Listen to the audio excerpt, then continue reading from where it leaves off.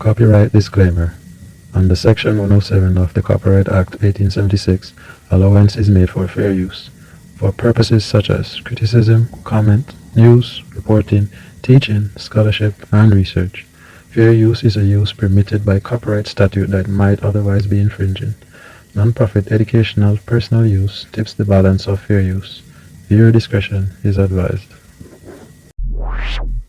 All praises to the Most High. Yeah!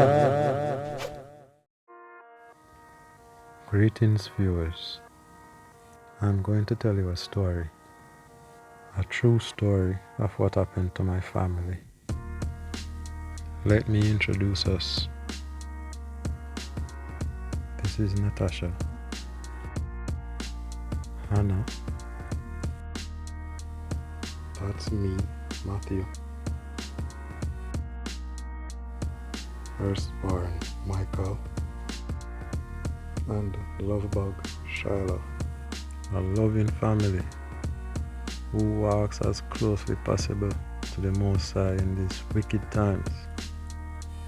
But instead of being commended for efforts to live a righteous life, no, we are fugitives from the injustice system of Jamaica.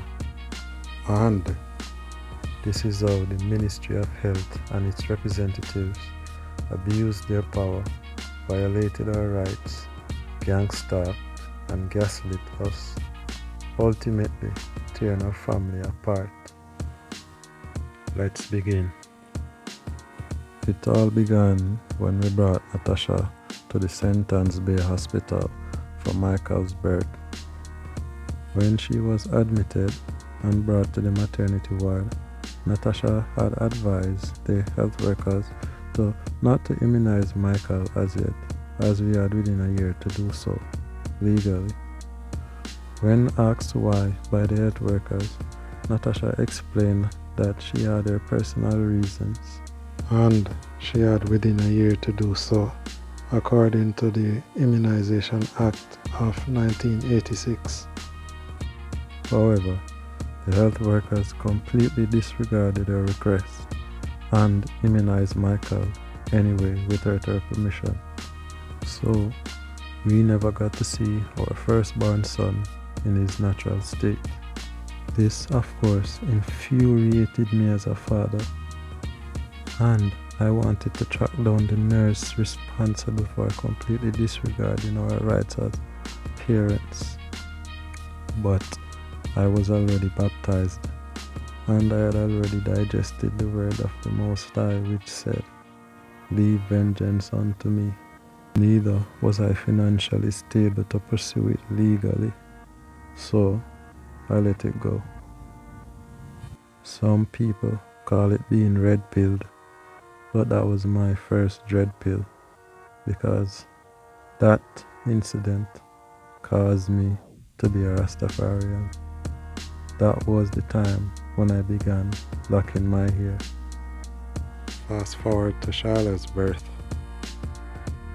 When Natasha went into labor, she was brought to the Falmouth Hospital in Trelawney. However, she was transported back to the St. Anne's Bay Hospital. They told her that there was no surgeon available at the time of her labor. After Charlotte's birth, Natasha was brought back into surgery about 2 or 3 days later because her C-section had gotten infected.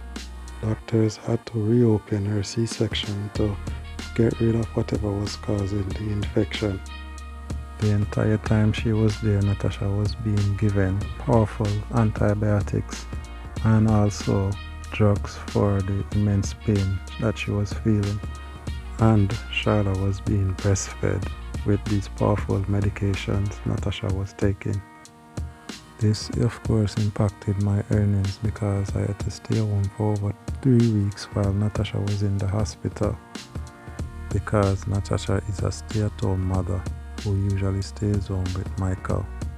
After another week, the infection was not getting any better, so Natasha had gotten frustrated and had to self-discharge, where I was the one who had to clean her wound 3 times daily for the first week twice daily for the second week and once daily for the other week. We have a lot of pictures as proof of this, all while trying to recuperate losses from not being able to work for over 3 weeks, and to do this while working to feed my family. After these experiences, my family and I would never return to another public healthcare facility. This decision, of course, triggered the constant gangstalking of my family. We were constantly visited by healthcare workers demanding to see our children and demanded us to visit the nearest clinic to get our children immunized.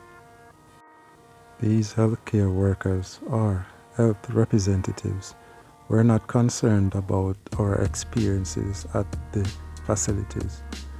They were like programmed zombies, expressing to us why it is important that we visit the nearest health center to get our children immunized.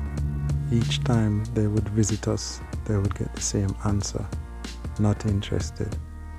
When I told them this, they informed me that they will have to report me to their supervisor, which is how we had received 2 letters from Miss Diane Dale.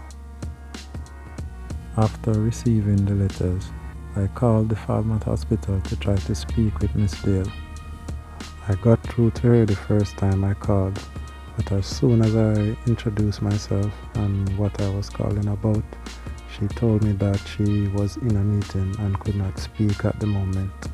I tried calling her back about an hour later, but this time the receptionist was prepared for me and told me that she was still in a meeting.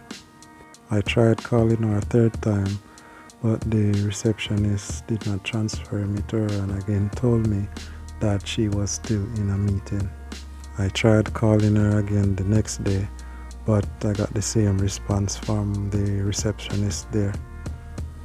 By this time I realized that she was really not interested in hearing what we had to say and the concerns we had about our experiences at the health facilities.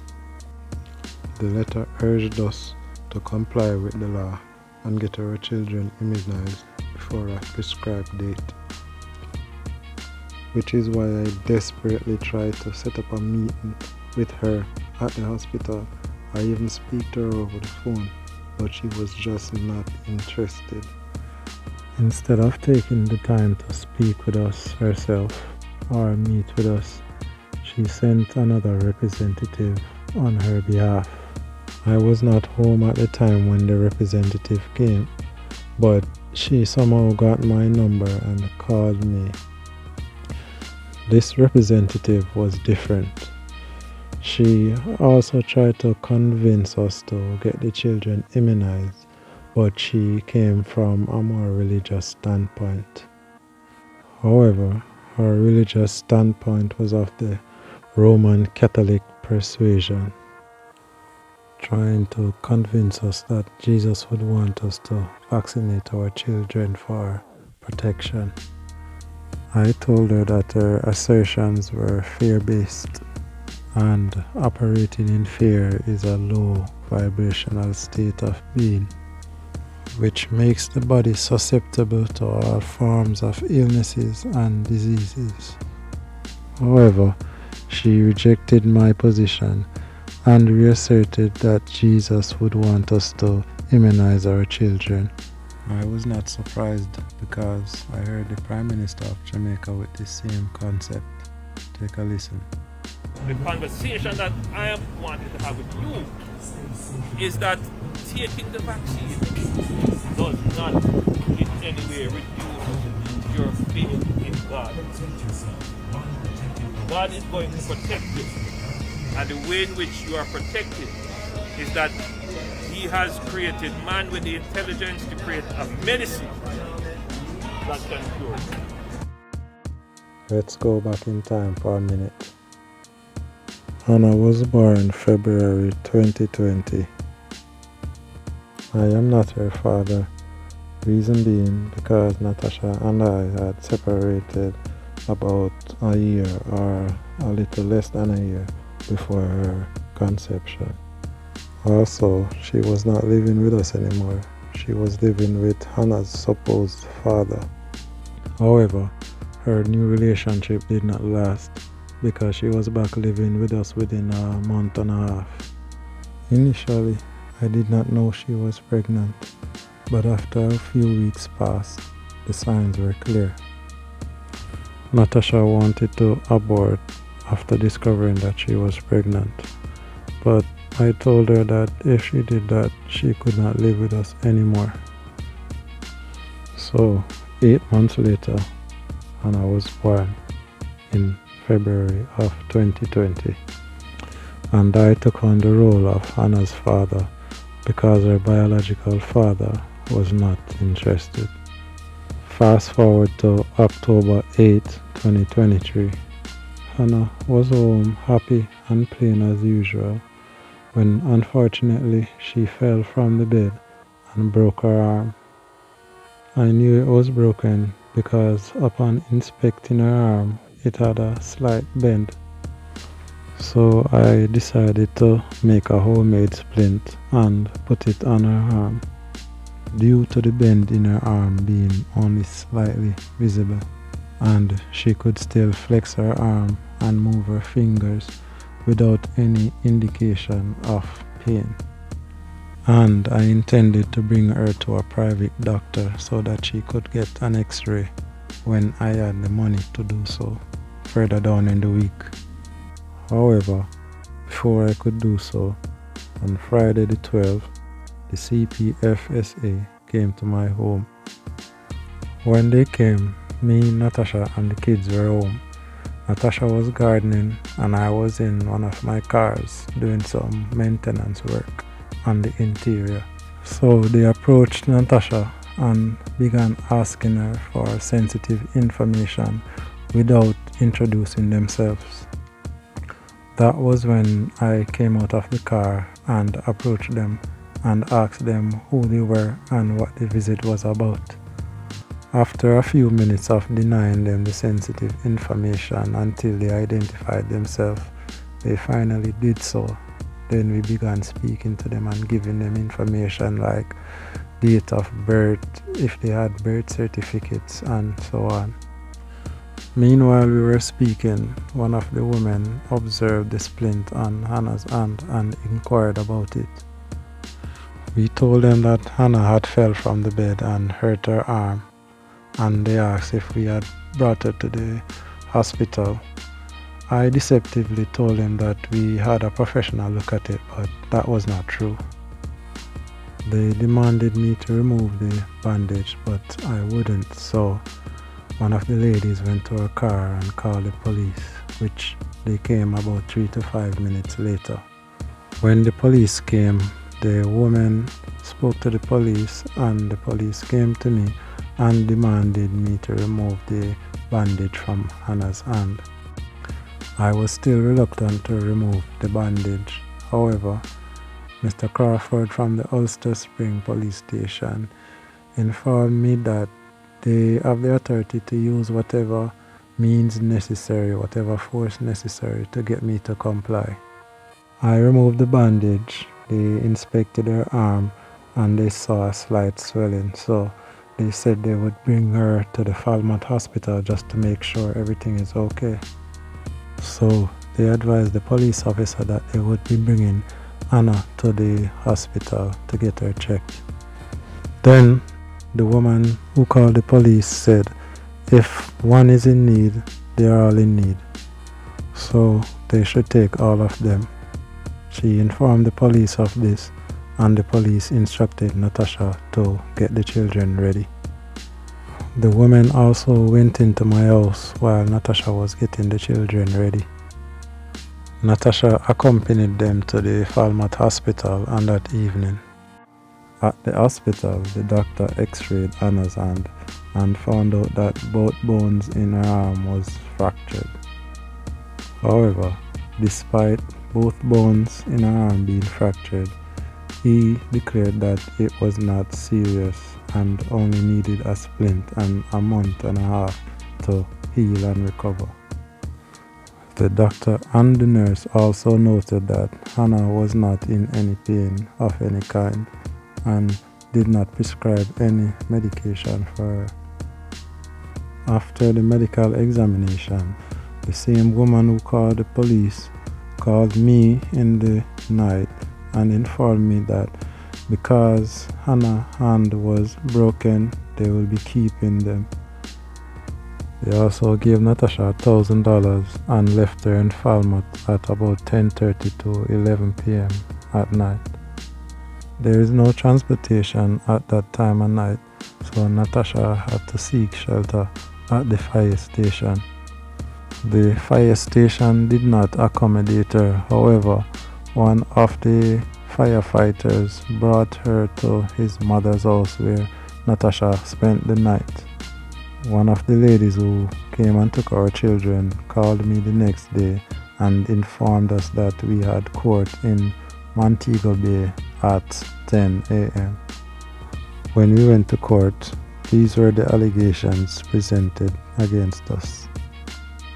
Immediately after informing the judge of the allegations, they then asked her to transfer the case to the Rock Family Court in Falmouth.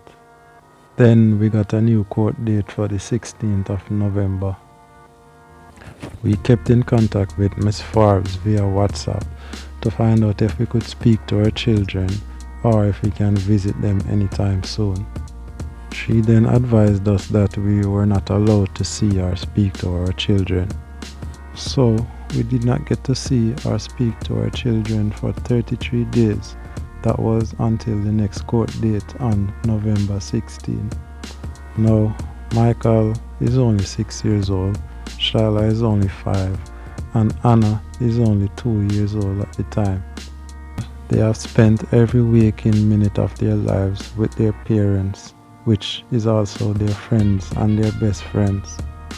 The way they isolated our children from their parents has had a monumental impact on their psyche and also a detrimental impact, especially on Hannah's psyche. This was evident when we saw them at court on the 16th of November. In court on the 16th, Ms. D'Souza then presented the same allegations to the judge. The judge then asked Ms. D'Souza what she recommended. Ms. D'Souza recommended that the children be kept at the Blossom Gardens facility until they could find someone else to put the children in their care. Afterwards, we got a new date for December the 14th. A few days after court, Mr. Crawford came to my house and asked Natasha and I to come down to the Ulster Spring police station because he wanted to speak to us. When we reached there, he placed us under arrest and charged us for child neglect. He then issued us a summons to appear in court on the 23rd of November. At this point, I quickly sold some assets and hired a lawyer. In the morning on the 23rd of November, Mr. Crawford came to our house and advised Natasha that there will not be a hearing for us on that day anymore. He also tried to retrieve the summons he gave us on the date of our arrest, but we could not present them to him because our lawyer already had them. But our lawyer was already on her way to the Ulster Spring Court. When she came and inquired with the clerk of court, they advised her that there were no records for us to show up on that day. Afterwards, we asked our lawyer to contact Ms. D'Souza because she still was not allowing us to visit our children at Blossom Gardens. We finally got a date for November 28th. When we visited them on the 28th, they were very happy to see us, but their confidence was completely gone. Michael wouldn't look us in the face, Shyla wouldn't speak, and Hannah just sat with tears running down her face. And there was a horrible, very terrible smell at the facility. On the 14th of December, Natasha and I and our lawyer, Miss MacDonald, showed up at the Rock family court. Our lawyer tried to explain to the judge that the CPFSA did not follow procedure when removing her children.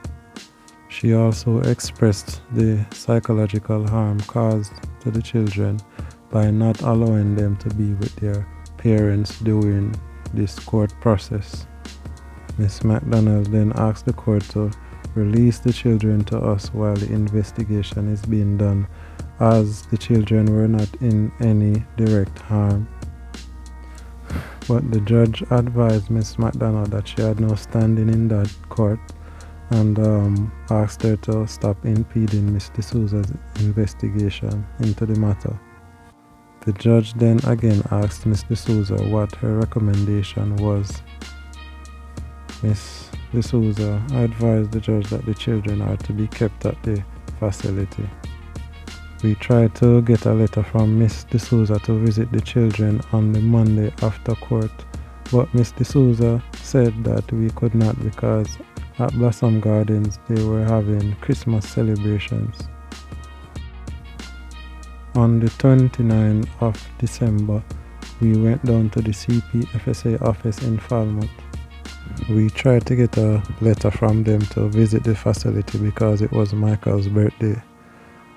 But they informed us that they were trying to contact the facility but they were not getting through, and that we should try and come back in the new year to get a letter to visit them. On the 5th of January 2024, we did an interview at the office in Falmouth with Ms. D'Souza. I secretly recorded the interview because Ms. D'Souza was not truthful to us, and she was not truthful in court when advising the judge on the particulars of this case. On that day of the interview, we obtained a visitation letter from Ms. D'Souza for the 8th of January. It was on this day we became wanted by the Montego Bay Constabulary Force. It is said that we are wanted for 3 counts of kidnapping and assault on a security officer. I distracted the security officer with a palmful of black pepper. I blew the black pepper in the direction of her face in hopes that she would be distracted by sneezing. However, this security officer was impervious to black pepper because she did not sneeze once. I had to approach her in a threatening posture, and that's when she retreated and called for help. And while she ran to seek help, we escaped.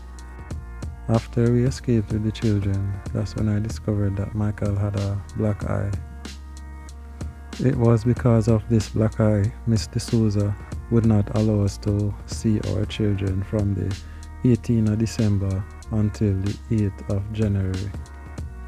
And although the swelling had gone down completely and it was mostly healed, it was still completely visible. The children were happy to be with us, especially Michael, and Shala was very happy as well. However, Hannah did not remember who Natasha was. She did not remember that Natasha was her mother. We spent quality time together, ate together, laughed together, swam together. They were in a familiar place with familiar faces, so they were able to cry, and we all cried together and mourned together. We got the opportunity to reassure to them that we love them, and although this is a bad situation, we will do everything in our power to bring our family back together. If you are interested in hearing more of this story, you can visit my YouTube channel, Dreadpill,